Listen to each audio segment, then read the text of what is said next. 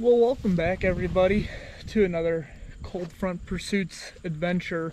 This is the hunting side of Cold Front Pursuits, which we have never really done many deer hunting videos, even through OB&D, and that's just because deer hunting was very tough for me to self-film, and I'm gonna really try working on that this year on self-filming my deer hunts. But this year is going to be extremely tough because not only am I self-filming my deer hunts, and it's extremely hard to do that, I am learning a completely new style of deer hunting out here in Kansas this year. And I've had some help with Carson, and Carson's really been teaching me and showing me the ropes out here, but a lot of it's just getting the boots on the ground and getting out there and seeing how these deer really work around here. It's not a lot of woods hunting like it was back in Ohio for me.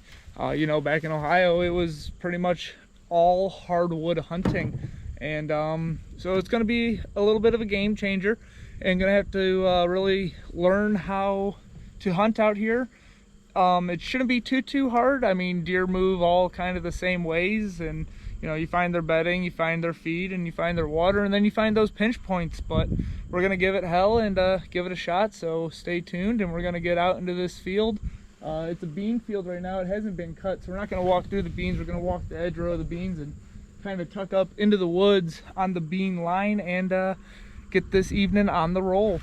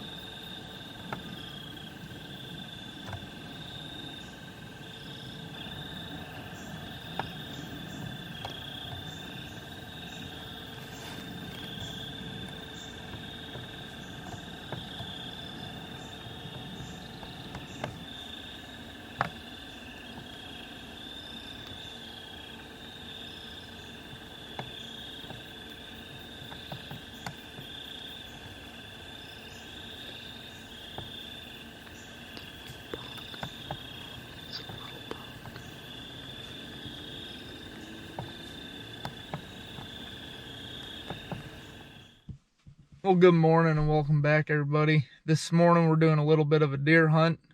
And for those of you who don't know, I am not a fan of deer hunting the mornings. Usually the only time that I deer hunt the mornings is during the rut. But we've just been seeing a lot of deer moving real good in the mornings lately. And we had a real nice front come in yesterday afternoon into yesterday evening. And we weren't able to get out yesterday evening due to work. So, you know, it's a nice cold front came in and it's going to be here all weekend. So we decided we're going to get out this afternoon, and see what tomorrow brings. But anyways, we're hunting the same spot that we were at last time. And we had seen, 5 does, one little small 4-point buck, and that little 4-point was, making a scrape. We hunted this spot 2 nights ago. And that scrape is definitely getting used a lot because it was still fresh.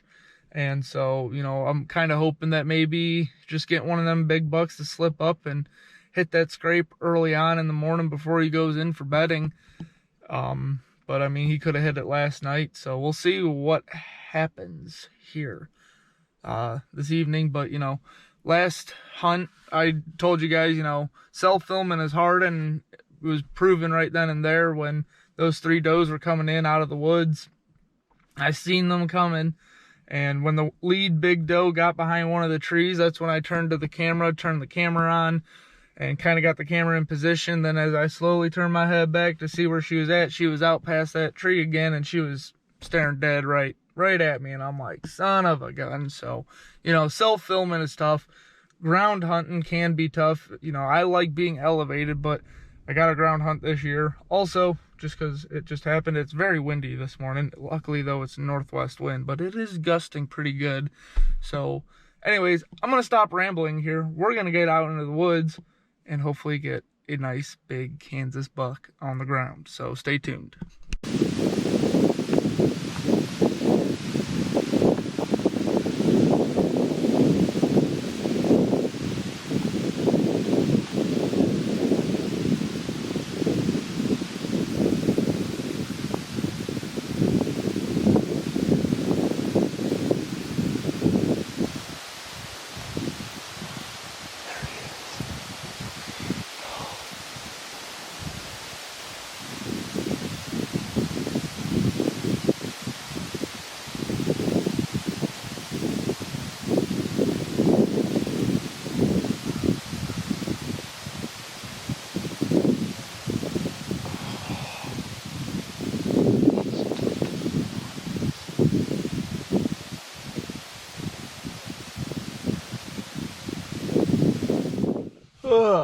Well, welcome back. This morning turned out to be a very productive morning hunt. We had that doe come in, real close. She was maybe 10 yards. And then about 10 minutes after she left, saw a decent buck. I couldn't really get a good beat on him. He was about 115 yards out. He came out of the woods into the soybean field and then ducked back into the woods, and way too far out of range for the crossbow.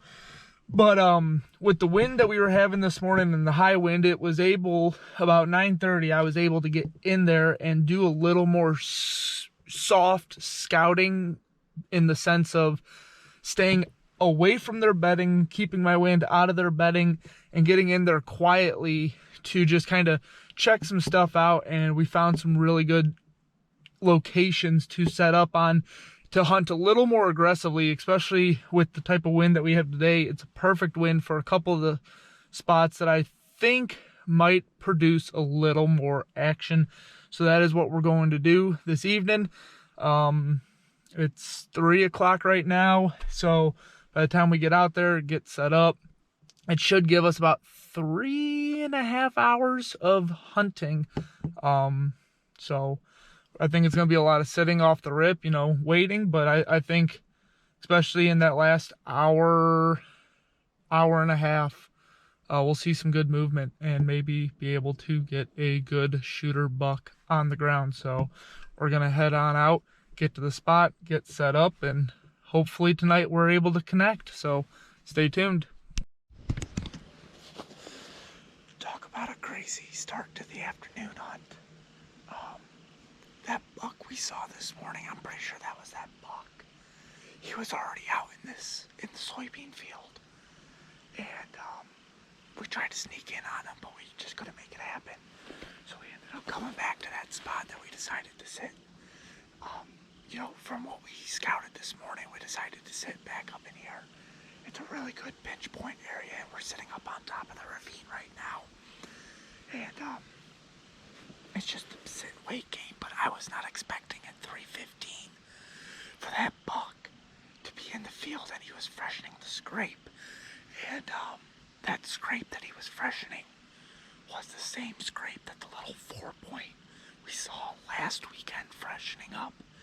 And that scrape is like 25-30 yards from where we had sat last weekend and this morning. So that's a real nut kicker right there. Is, you know, he was already out here at 3:15, and had we been here at 3 o'clock and sat up where we hunted this morning, we probably could have smoked him. I mean, he's nothing crazy, but he's a solid buck, and I'm hoping he comes in maybe this way and cuts in this way and goes to a different field this evening. We'll see. I mean, who knows? Maybe there's a bigger buck out there too in these woods, and he'll be the one to show tonight, because we're tucked up in here pretty good tonight. And we're kind of closer to their bedding before. And that other spot, I mean, we were about 150 yards from where they're bedding. We're now, I mean, we're closing in on that gap a lot. I want to say probably, my guess is we're a solid 80 yards from where they're bedding. But we're able to get into this spot, staying downwind of the bedding, and in hopes that they come out of their bedding this way. So we'll see.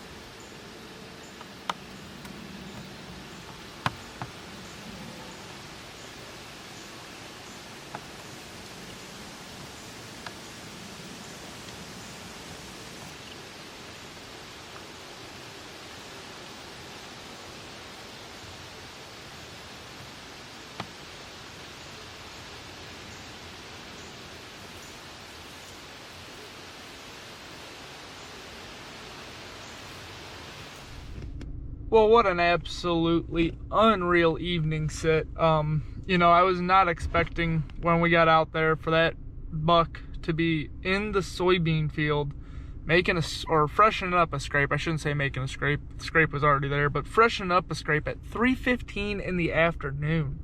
I really expected to see a lot of movement 5:30 on. So, you know, there was that. And then we got set up back up in there, and about 5:30 I seen two does just behind me a ways, but I couldn't really get the camera on them, and kept going on. And then all of a sudden we had that little 4-point roll through, and then sure enough, two does came right down that ravine. And I mean, it was a very deer filled evening, and we're definitely going to get back out to that spot tomorrow morning and hopefully get a big one to slip. So we'll catch you guys in the morning. We're gonna go inside, get some dinner in us, get a nice little shower, get to bed, and get back out there. So we'll see you guys in the morning.